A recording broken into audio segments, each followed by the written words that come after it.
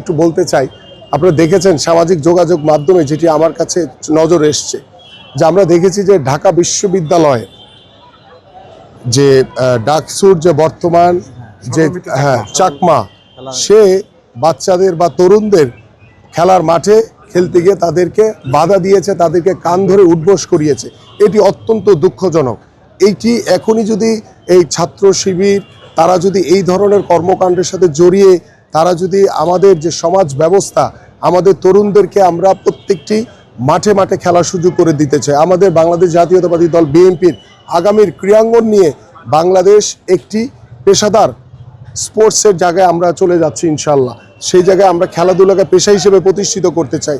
আমরা জাতীয় শিক্ষাক্রমে ৪র্থ শ্রেণী থেকে খেলাধুলাকে বাধ্যতামূলক করতে চাই। সেই দেশে আমরা যখন প্রত্যেকটি খালি জায়গায় আমাদের সন্তানদের জন্য খেলার উপযোগী মাঠ তৈরি করছি, আমরা আমাদের মুরব্বীদের জন্য হাঁটার ওয়াকওয়ে তৈরি করছি, ঠিক সেই সময় ডাকসুর মতো একটি অত্যন্ত গুরুত্বপূর্ণ জায়গায় যেই আমাদের যে ছাত্র শিবিরের যে ছেলেটি, সে যেই খেলোয়াড়দেরকে বা বাচ্চাদেরকে যেভাবে কান ধরে উঠবোস করিয়েছে, এটি অত্যন্ত দুঃখজনক। আমাদের মনে হয় এই বিষয়গুলো নিয়ে আপনাদের মিডিয়ার মাধ্যমে আমাদের সাধারণ মানুষের আরও অনেক সচেতন হতে হবে, কারণ আমরা খেলাধুলার একটি সুস্থ জাতি গড়ে তোলার জন্য খেলাধুলার কোনো বিকল্প নেই। সেই খেলাধুলার মাধ্যমে কিন্তু আমরা একটি সুস্থ জাতি গড়ে তুলতে পারি। সেই খেলাধুলার মাধ্যমে আমরা মাদকমুক্ত সমাজ করতে পারি।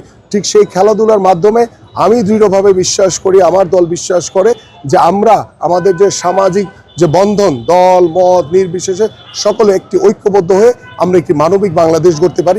আল্লাহ যদি আমাদেরকে কবুল করে, আমরা ইনশাল্লাহ এই ধরনের যে আমাদের যে সামাজিক যে কার্যক্রমগুলো আছে, আমাদের যে মৌলিক যে চাহিদাগুলো রয়েছে, সেগুলো আমি প্রত্যেকটি ঘরে ঘরে আমরা নিশ্চিত করতে চাই ইনশাল্লাহ। এবং আমার এই এলাকার বেশ কিছু রাস্তাঘাট এখনও নির্মাণ করা হয়নি।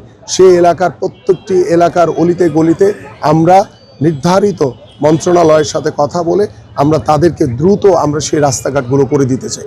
এইভাবে আমরা আমাদের আগামীর পরিকল্পনা করেছি।